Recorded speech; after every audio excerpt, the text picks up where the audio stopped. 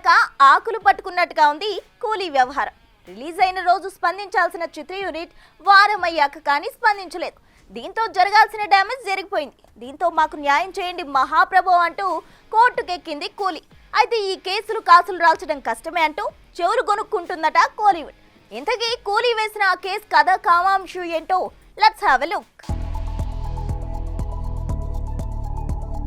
Crazy director, Masih hero, ఇంకేం కాసుల గలగలలే అనుకున్నారు మేకర్స్. ఇక మా తమిళ తంబిల 1000 కోట్ల కలల్ని కూలీ నెరవేరుస్తాడని ఆశపడ్డారంతా. కానీ జరిగింది వేరు. 1000 కాదు కదా 500 కొడుతుందా లేదా అన్న డౌట్. దీంతో మా సినిమాకి ఏ సర్టిఫికెట్ ఇచ్చి ముంచేశారు బాబోయ్ అంటూ కోర్టుకెక్కింది కూలీ ప్రొడ్యూస్ చేసిన sun network.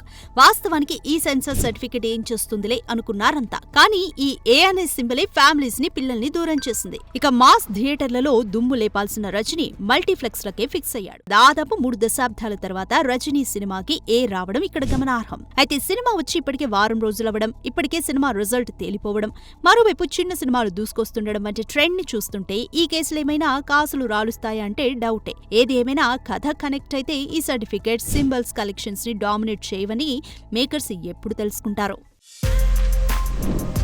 For more videos like this, subscribe Big TV channel.